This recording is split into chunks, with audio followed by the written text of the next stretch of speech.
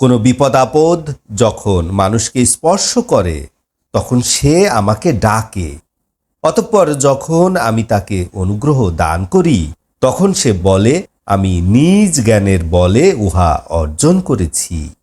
বরং ইহা পরীক্ষা, কিন্তু তাদের অধিকাংশ ইহা জানে না। তাদের পূর্ববর্তীগণ একথাই বলেছে, তাদের উপার্জন তাদের কোনো উপকারে আসেনি। তাদের উপার্জনের শাস্তি তাদের উপর আপতিত হয়েছে, এবং এদের মধ্যে যারা জুলুম করে তাদের উপার্জনের শাস্তি তাদের উপরে এসে পৌঁছবে। তারা আল্লাহকে অক্ষম করে তুলতে পারবে না। তারা কি জানে না যে আল্লাহ তাআলা যাকে ইচ্ছা তাকে জীবন সামগ্রী বাড়িয়ে দেন, যাকে ইচ্ছা কমিয়ে দেন। নিশ্চয় এর মধ্যে রয়েছে নিদর্শন সমূহ ওই জাতির জন্য যারা বিশ্বাস রাখে। আপনি বলুন, হে আমার বান্দারা যারা নিজদের উপরে অত্যাচার করেছে, তোমরা আল্লাহর রহমত হতে নিরাশ হও না। নিশ্চয় আল্লাহ তাআলা তোমাদের সমস্ত গুনাহ ক্ষমা করে দিবেন। নিশ্চয় আল্লাহ তাআলা ক্ষমাশীল, দয়াবান। তোমরা তোমাদের প্রতিপালকের দিকে ফিরে এসো এবং তার কাছে আত্মসমর্পণ করো শাস্তি এসে যাওয়ার পূর্বে, অতঃপর তোমরা আর সাহায্যপ্রাপ্ত হবে না।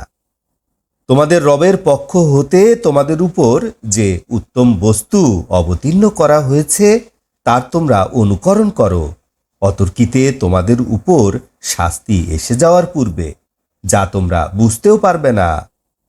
কাউকে যেন একথা বলতে না হয়, হে আমার পরিবার, আল্লাহর বিষয় আমি অত্যন্ত অবহেলা করেছি, আমি ঠাট্টাকারীদের দলভুক্ত ছিলাম।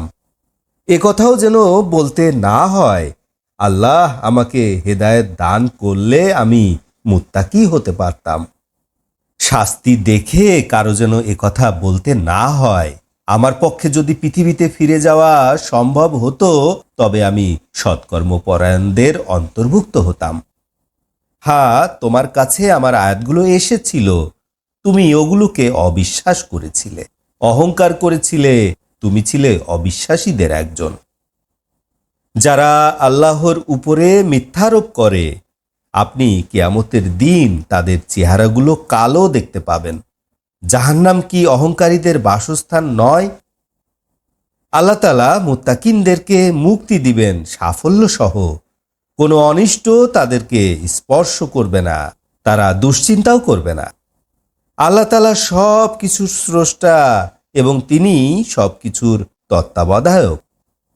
সমগ্র আকাশ পৃথিবীর চাবিকাঠি তার হাতে। যারা আল্লাহর আয়াতগুলি অস্বীকার করে তারাই প্রকৃত ক্ষতিগ্রস্ত। আপনি বলুন, হে নির্বোধেরা, তোমরা আমাকে আল্লাহ ছাড়া অন্যের ইবাদত করতে বলছো? আপনার কাছে এবং আপনার পূর্ববর্তীদের কাছে আদেশ জারি করা হয়েছে, যদি আপনি শিরক করেন তবে আপনার সমস্ত আমল ঝরে যাবে এবং অবশ্যই আপনি ক্ষতিগ্রস্তদের অন্তর্ভুক্ত হবেন।